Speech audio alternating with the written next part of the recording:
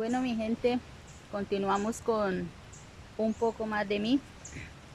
Eh, Continuamos entonces en la parte ministerial. Entonces, para los que no vieron el video anterior, pues los invito para que lo vean, para que puedan entender que estoy o el que les voy a hablar hoy. Entonces, después de toda esa situación que se presentó ahí en la iglesia, donde yo me congregaba en ese tiempo, pues las cosas no volvieron a ser igual, pues por obvias razones, ¿no?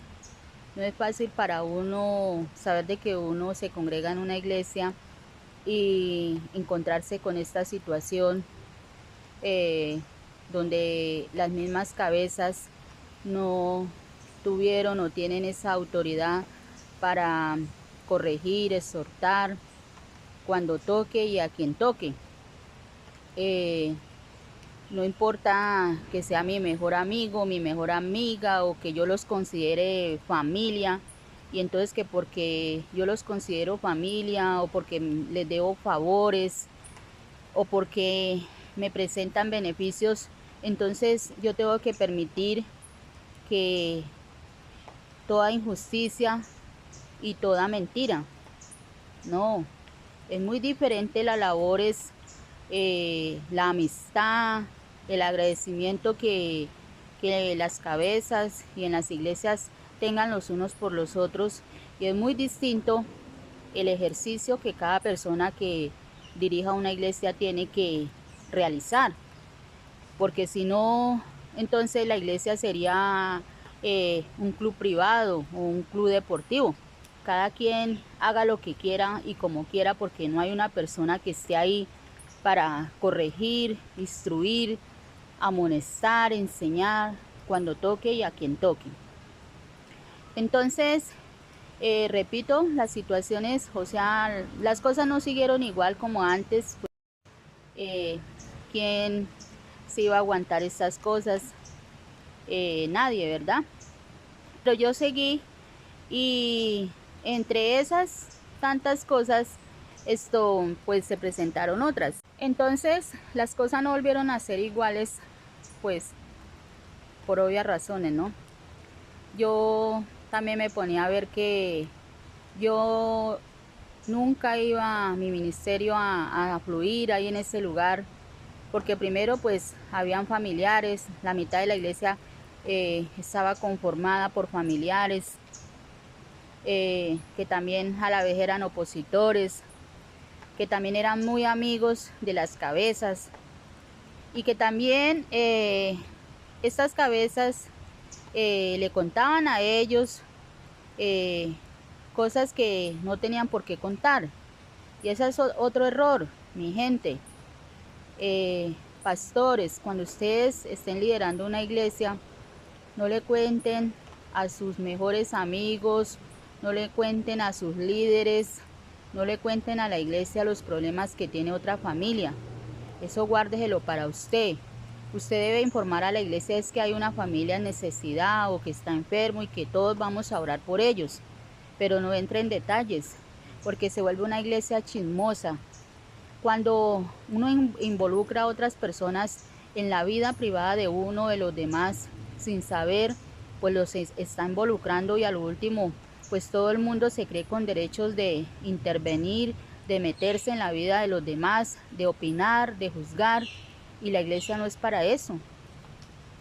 Entonces, faltó orden en la iglesia en ese tiempo, sí. Faltó autoridad, sí. Faltó separar la amistad, por más beneficios que me hubiera traído en el presente o en el pasado. Porque una cosa, repito, es la amistad que usted tenga con una familia por años, que le haya servido, y otra cosa muy diferente que usted como servidor tiene en la mano, que es la palabra de Dios, para hacer lo que ella dice: corregir, exhortar, enseñar, instruir, para que esa persona se arrepienta, y no juntarnos con ellos antes para hacerle daño a otro, ni mucho menos contarle a gente de iglesia cualquier dificultad o cualquier problema que se presente. De hecho, en ese tiempo a mí me involucraron en una situación ahí con las cabezas, en un tiempo que yo estuve trabajando, ayudando en un negocio. Me involucraron en cosas que yo no había dicho, que eran mentiras, que otras personas dijeron. Y pues estas cabezas se lo contaron a familiares, porque todo se sabe después. En el momento que me bajaron del altar, los directivos de la alabanza no me dijeron por qué, pero después me dijeron por qué.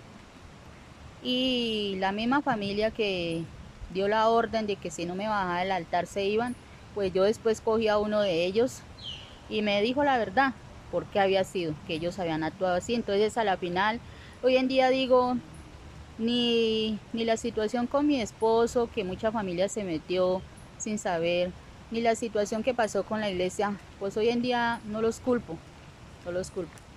Se presentó esa situación y pues ahí pasó todo. Se dejaron usar del enemigo por la rabia, por la envidia, por el enojo. Y a veces cuando una persona tiene un llamado, un ministerio, y que surge mucho y que la gente le echa flores, a veces eso genera envidia y en la misma iglesia. Se vio desde el tiempo antiguo, desde David, como este hombre nomás porque danzaba ante la presencia de Dios y que le importaba mucho cuidar la presencia de Dios, su comunión con Él, hasta su misma esposa lo despreciaba y hablaba de Él. Entonces, todo esto generó de que, pues, la situación de que yo ya no tenía que estar en el altar. Entonces, al seguir la molestia, y por otro lado, también mi hija que participaban también en alabanza, en el altar, también empezaron a haber problemas porque mi gente, esa es otra cosa. ¿Cómo es eso que vienen nuevos a la iglesia y quieren mandar, quieren poner la iglesia, como se dice, patas arriba y hacer todo lo que ellos quieran y las cabezas lo permiten? Y peor aún, sin saber ustedes ni conocerlos quiénes son. ¿Y por qué le quitan ese derecho que tiene el antiguo de miembro de la iglesia y que lo conocen su carácter, su formación de tantos años? ¿Por qué llega otro nuevo? ¿Y por qué se dejan embelecer? ¿Por qué se dejan comprar? ¿Por qué se ciegan y le dan es que los derechos a esos nuevos hombres? Es que esos nuevos apenas están llegando y tiene que haber un proceso y muchos años como para que unas cabezas, unos pastores le crean a ellos y le suelte toda la autoridad y que hagan lo que quieran y que ustedes verán. Nosotros como antiguos de más de 20 años en esa congregación, en esa misión, llegamos a hacer nada. Llegamos a perder nuestros derechos de antigüedad, nuestra credibilidad, nuestra dignidad, por nuevos que llegaron, no nacidos de nuevo, porque el hecho de que una persona llegue a una iglesia y reciba a Cristo en el corazón no quiere decir que ya es una persona, una nueva criatura, no. Hay que darle una formación, como cuando una persona va a estudiar. Primero el niño se mete a preescolar, ¿verdad? Luego tiene que pasar por la primaria y luego bachillerato y luego a la universidad. No se saltan las etapas, ¿verdad? Mi gente, así pasa en todo lado. Pero hay iglesias que se saltan esto y llega un nuevo y los embelece. Y más y trae plata, pues aún más. Entonces, mi gente, no le quiten el derecho a los antiguos.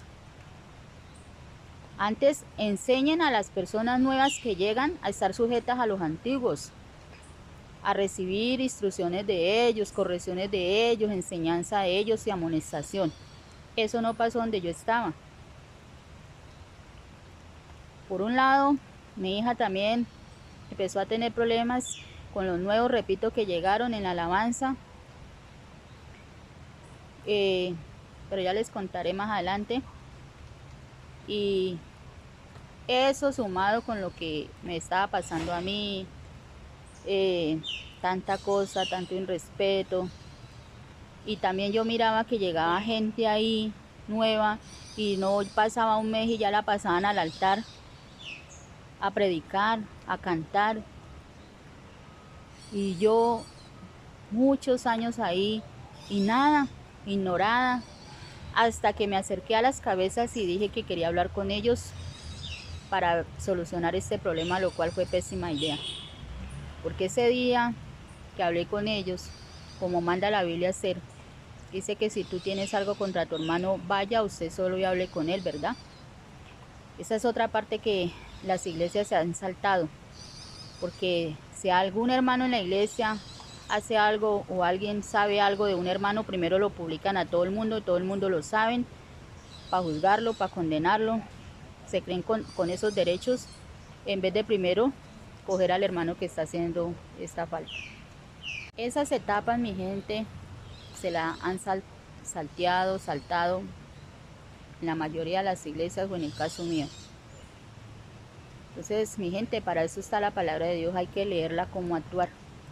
Es yo con el hermano, no es yo que tenga un problema y lo comente a las cabezas y la cabeza lo comente a todo el mundo,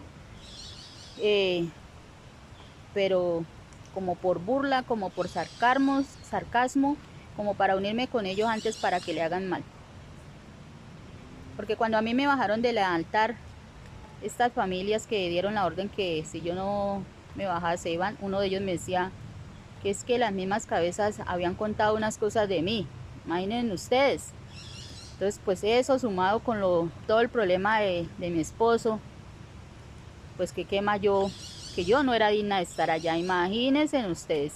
Entonces al saber yo todo esto, más lo que me dijeron después los directores de alabanza, la razón por qué me habían hecho bajar, cogí a las cabezas y les dije, solicité una reunión con ellos, a lo cual, repito, fue pésima idea, porque al yo exponerles mi incomodidad y al decirles que qué pasaba, que por qué esto había pasado, que porque yo ya sabía la verdad, y al decirles que qué tristeza que yo miraba que gente llegaba nueva y al mes ya la estaban subiendo allá a subir al altar a predicar y a cantar, y que yo, ¿por qué no?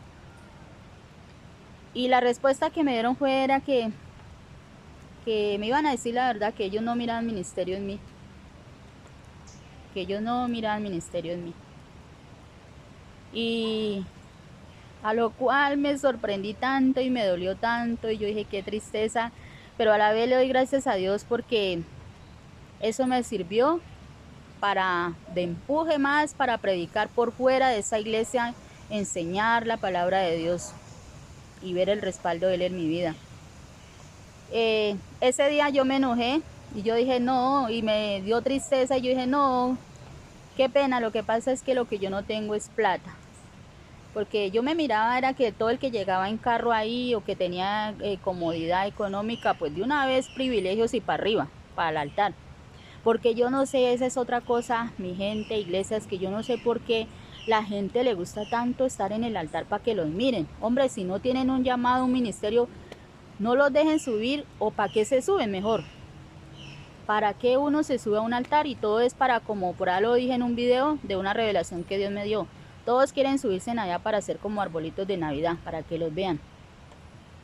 En mi caso no, porque aparte de que profetas me habían dicho que yo soy predicadora o que esto y que maestra de la palabra, también es la misma iglesia, ahí en esa iglesia donde yo aquel entonces me congregaba, y en otras partes donde yo iba a eventos cristianos, Dios hablaba que yo y mis hijos somos casa sacerdotal, y eso ya es grande, eso ya es otro nivel, ya es una responsabilidad, es un respeto que la gente debe tener por uno, como con esos llamados, pero ni siquiera por eso me respetaron a mí ni a mis hijos, ni tuvieron en cuenta todo esto. Entonces, espéreme mi gente para seguir contando un poco más de mí en la parte ministerial.